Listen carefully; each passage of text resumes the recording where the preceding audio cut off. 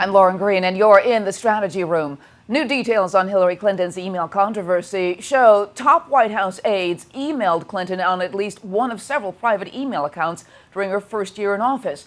And this has some suggesting President Obama's staff knew about the secretary's controversial email arrangement as early as 2009.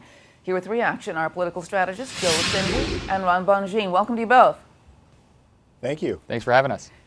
Joe, let me start with you. So what is your reaction to these new emails? Sure.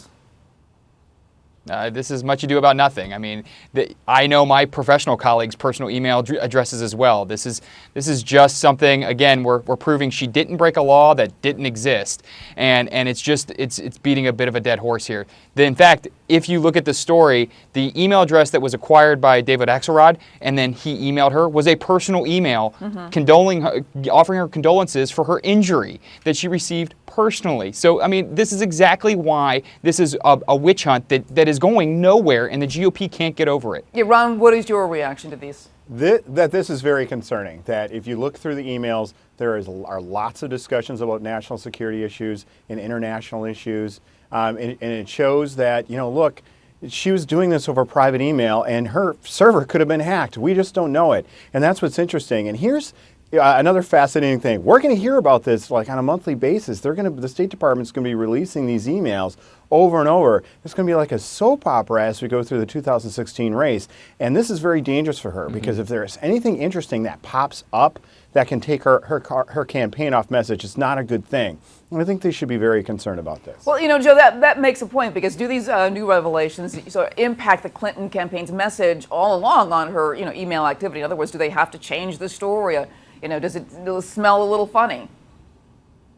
Joe? Absolutely not. There are two thematics here that fit into this. Number one, no one has subpoenaed Colin Powell's emails, and by the way, he took us into the Iraq War. No one has subpoenaed Robert Gates' emails, and he has admitted to using a private email. At the time all of these people were in office, this law did not exist.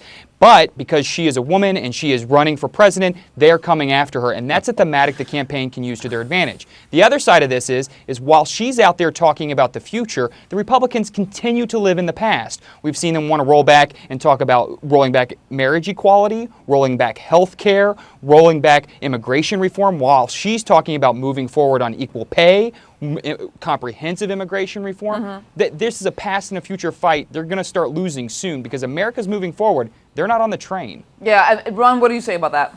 Well, I'd say that's a whole lot of really nice campaign talking points that was just sent over to Joe from the Hillary campaign. In fact, this is a really big concern. I mean, we're talking about transparency, and the fact that Clinton used her private email address shows us a window into what her thought process, if she were to become president, what's going on in her mind. So did so many other people.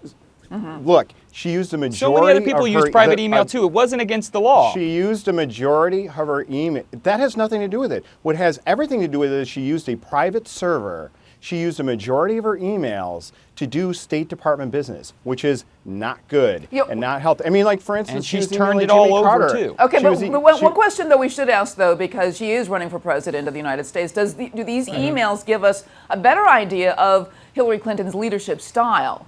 Joe? No, I don't believe so. I mean, these emails are just what they are. They're emails amongst colleagues and friends. In fact, the fact that these 2009 emails have come out only reinforce what she's been saying, which is that these were personal in nature and that's why you didn't get them. And so it completely reinforces her message on that front. And number two, again, she didn't break a law that didn't exist, and that's the big point here. It's like prosecuting George Washington for owning slaves. It's something that wasn't at the time a law. So yeah, but it was not a good idea either. It was not smart. Okay. No, it may not have been a good idea, but these are all in hindsight. I mean, hindsight's always 20/20. But what's really fascinating is you can look into a window of Hillary Clinton's thought process. The fact that she was definitely on the outside of the Obama administration in the first year. The fact that she didn't even know she wasn't supposed to be going to meetings. The fact that Sidney Blumenthal and her were actually quite close on email talking about business when on the record they were saying no, he's just a friend. This is should be very concerning from them. It's going to come out on a monthly basis. And look, the Clinton campaign, and Joe, you're right to follow their talking points and to go down this line, because that's what you need to do. But the fact is, any nugget that comes out can take them off message. if it's juicy enough. Well, we'll And soon this is see, gonna be a because soap they will opera. be rolled out sooner, slowly but surely, but we'll see more of those. Thanks so much, Joe and Ron. If you want to check out Thanks for having us. foxnews.com for more on this developing story, I'm Lauren Green, and thanks for watching.